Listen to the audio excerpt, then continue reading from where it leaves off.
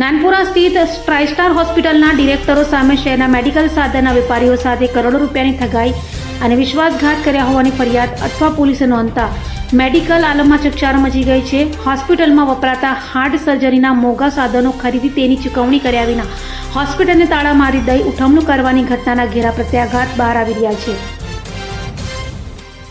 સુરતની અઠવા પોલીસ પાસેથી મળતી માહિતી મુજબ નાનપુરાના કેસી ટેલરે પોલીસમાં ફરિયાદ કરી છે કે તેઓ સોલ્યુશન નામે હોસ્પિટલમાં વપરાતા સર્જિકલ સાધનોના વેપાર કરે છે. તેમની 10 વર્ષથી સપ્લાયર તરીકે નાનપુરાની ટ્રાઇસ્ટાર લાઇફ સાયન્સ પ્રાઇવેટ લિમિટેડના ડિરેક્ટરો અર્પિત અને અરુણ મહેરા સાથે ઓળખાણ હતી. જાન્યુઆરી 2024માં મહેરા બંધુઓએ હોસ્પિટલમાં હાર્ટના દર્દીઓના ઓપરેશનમાં વપરાતા સ્ટેન્ટ, બથૂન, વાયર, કેથેટર સહિતના મેડિકલ ડિવાઇસ મળી 36,85,436ની મત્તાની ખરીદી કરી હતી. સર્જિકલ સાધનોની ખરીદી પેટે સમયસર નાણાં ચૂકવી દેવાની ખાતરી આપતા વિશ્વાસ રાખીને કેસી ટેલરે સાધનો સપ્લાય કર્યા હતા. ખરીદી બાદ હોસ્પિટલના ડિરેક્ટરે નાણાં ચૂકવવા આનાકાની કરવા માંડી હતી. આ ઉપરાંત હોસ્પિટલના સંચાલકોએ અન્ય સપ્લાયર ઉમંગ અને વિષ્ણુ ડાકોરિયા પાસેથી તિવારીની પાસેથી 18,82,576 અને વિષ્ણુ ડાકોરિયા પાસેથી 19,13,999નો મુદ્દામાલ ખરીદી કરીને તેઓની સાથે પણ આ રીતે જ વિશ્વાસઘાત કરી નાણાં ચૂકવ્યાના હતા.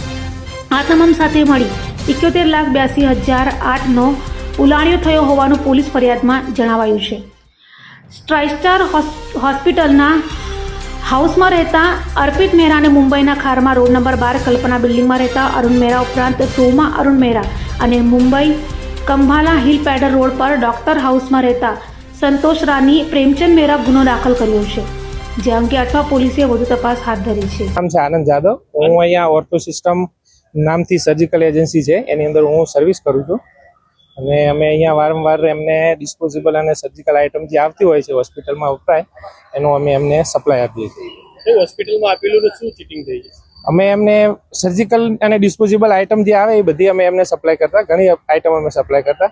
ચીટિંગમાં એવું છે કે શરૂઆતમાં એમને પેમેન્ટ અમને આપી દેતા હતા, પણ પછીથી પાછળથી એમને પેમેન્ટનો ઇસ્યુ થયેલો, એ પછી પેમેન્ટ આપતા નથી. વારંવાર અમે એમને ઘણી અરજી કરી, લેખિતમાં બી અરજી કરેલી છે એમને, પણ લેખિત અને ઈમેલ દ્વારા પણ એમને અમે અરજી કરેલી, પણ એ આપતા નથી હજુ. અમે અહીંયા એડમિન ઓફિસની અંદર રામભાઈ કરીને કોઈ હતા, એને અમે આપેલું, પણ એ બી અહીંયાથી પછી નીકળી ગયેલા અને સંચાલકો તો કોઈ જાતનો જવાબ આપતા. ટ્રાઇસ્ટાર હોસ્પિટલ અભય થઈને નિષ્પક્ષતાથી નિરપેક્ષ રીતે વાસ્તવિકતાનો અરીસો રૂપી સચોટ માહિતી લાવતો સત્યની સાથે અભય ટાઈમ્સ.